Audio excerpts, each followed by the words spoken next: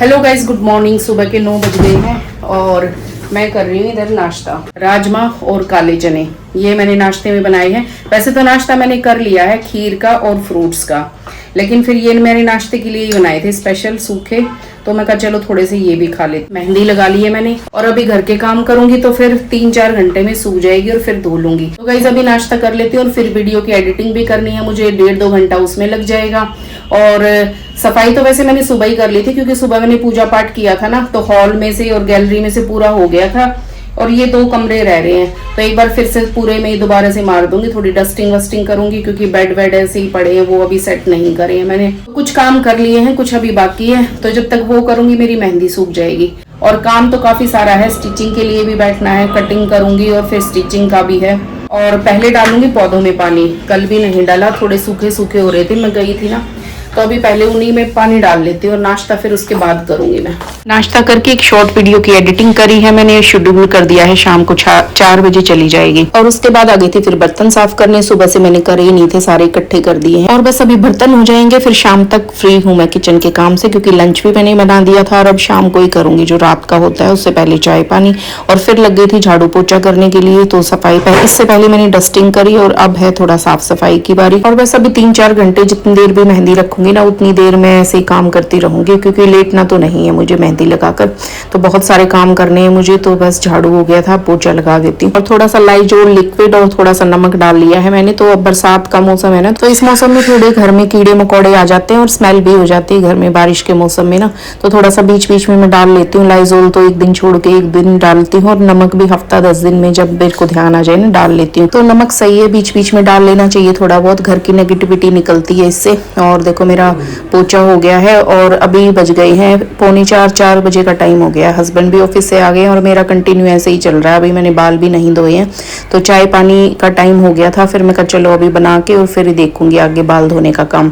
तो सुबह की मतलब कल रात के भीगे पड़े थे ड्राई फ्रूट, सुबह से इतना काम हो रहा था ना, तो जल्दबाजी में मैंने मतलब ये करे ही नहीं थे, क्योंकि हस्बैंड को भी सुबह खाने का टाइम नहीं था। फिर मैं कहा चलो चाय के साथ छील लेती हूँ, तो चाय पी के कपड़े डालने लगी थी। यहाँ पे कपड़े हो रहे थे, सुबह डालने थे, मुझे ये टाइम हो गया, टाइम ही नहीं मिला और दूसरे कामों में लग गई, तो अभी डाल दिए हैं। तो जब तक अपने सर धोऊंगी, बाथरूम साफ करूंगी ना, जब तक ये धुल जाएंगे। और गर्मी बहुत ज्यादा हो रही थी, मेहंदी लगा रखी थी ना, वो भी मेरी टपकनी शुरू हो गई थी, बालों में पसीना ही बहुत ज्यादा आ रखा था।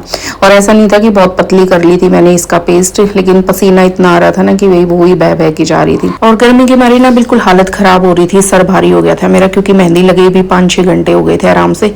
लेकिन है ना बाथरूम भी बहुत ज्यादा गंदा हो रहा था, तो मेरे को डीप क्लीन करना था बाथरूम में, तो बाथरूम में भी मेरे को 1-1.25 घंटा लग गया। आज मैंने हार्पिक की नई बॉटल खोली थी, तो थोड़ा सा खोलते ही मैंने सबसे पहले इधर ही वॉश बेसिन में ही थोड़ा सा डाल दिया था, तो इससे ना बहुत अच्छी क्लीनिंग हो जाती है नीले वाले हार्पिक से, क्योंकि इसका स्टफ सेम होता है ना वॉश बेसिन का और टॉयलेट सीट का, तो इससे अच्छी सफाई होती है। सिर्फ ये हमें जहाँ सीमेंट लगी होती है ना उस एरिया पे नहीं डालना चाहिए, क्योंकि सीमेंट निकलने लगती है। और जहाँ से औने कोने बने हुए थे वहां से मैंने टूथब्रश से अच्छी सी सफाई कर दी थी और बिल्कुल एकदम साफ सुथरा हो गया था वॉश बेसिन मेरा।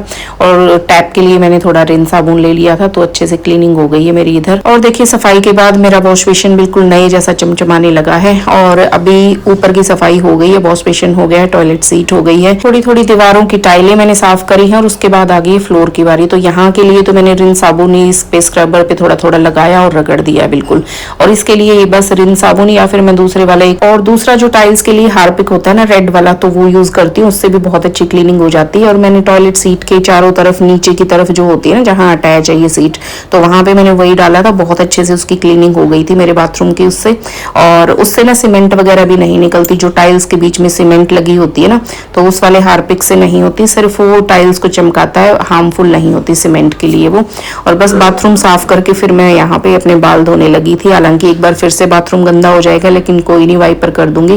तो अभी लेकिन डीप क्लीन मेरा बाथरूम हो गया है, तो अब अच्छे से मैं अपने बाल धुलाई करूंगी। और जब बाथरूम की क्लीनिंग करनी होती है ना, चाहे वॉश बेसिन हो चाहे फुल बाथरूम साफ करना हो, तब मैं बाल धोने से पहले ही करती हूँ और उसके बाद अच्छे से नहा लेती हूँ बाल धो के। और देखो मेरे मेहंदी का कलर कितना अच्छा आया है बालों में, और बाल भी बिल्कुल चमक गए हैं। और अब करूंगी मैं यहाँ पे, कुछ गैप्स हो जाते हैं किचन में, कीड़े मकोड़े निकलते हैं ना, तो वो उनमें घुस जाते हैं, जो भी छोटे मोटे कॉकरोच होते हैं, तो अब उन सभी गैप्स को फिल कर दूंगी। बारिश के मौसम में ना ये छोटे छोटे काम हमें खुद ही कर लेने चाहिए, तो मैं ऐसे ध्यान रखती हूँ कि भाई कुछ छोटा मोटा टूट फूट हो जाए ना, तो मैं खुद ही कर लेती हूँ। व्हाइट सीमेंट ले ली है है मैंने, और पॉलीथीन पे इसको मैंने भिगो के और थोड़ा सा इसको पेस्ट सा बना लिया है। और ये लोहे की पत्ती से अब मैं उससे इसकी फिलिंग कर दूंगी।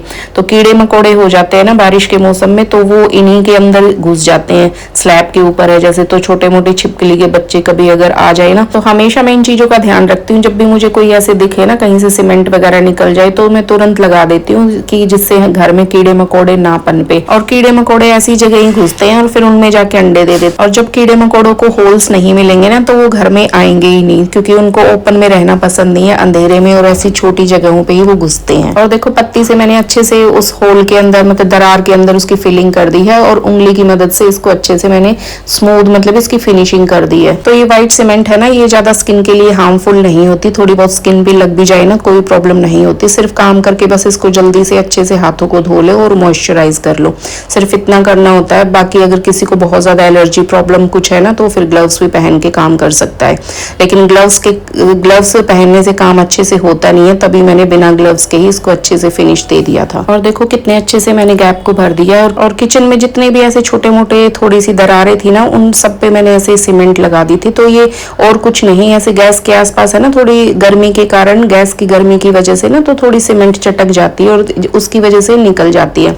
तो फिर मैंने उसकी अच्छे से फिलिंग कर दी थी। और इस बारिश के मौसम में एक दूसरा काम जो मैं बहुत जरूरी करती हूँ, और वैसे तो मैं साल में 3 से 4 बार, 3 बार तो मैं करती हूँ इस काम को। और ये मैंने एक पैकेट मंगवाया है नेपथिलिन की गोलियों का। तो ये रंग बिरंगी गोलियां हैं, वैसे इसमें व्हाइट कलर भी आता है। ज्यादातर मैं व्हाइट कलर यूज करती हूँ क्योंकि उसकी जो खुशबू है ना मुझे अच्छी लगती है। वैसे तो ये भी नेपथिलिन की गोली है, किसी को उसकी स्मेल अच्छी ना लगे तो ये वाली भी डाल सकता है। तो ये गोलियां है ना, मैं हर कोने में डाल दूंगी, हर जगह। तो ये 2-3 महीने के बाद है ना अपने आप ही उड़ जाती है, मतलब जहां पे भी डालेंगे ना तो अपने आप खत्म हो जाएगी। वैसे आप लोग यूज करते ही होंगे। तो मैंने देखो इतनी सारी बॉल्स बना ली है, काफी सारी। तो इसको बारिश के मौसम में तो खासकर इसको यूज करना चाहिए, क्योंकि क्या होता है ना, हर जगह बेड में, कपड़ों में अगर हम ये नहीं डालेंगे ना, तो सिल्वर, आपने देखी होगी, सिल्वर फिश टाइप एक कीड़ा हो जाता है कपड़ों में खासकर। तो वो ये गोलियां जब हम डाल देते हैं ना, तो वो कीड़ा नहीं होता।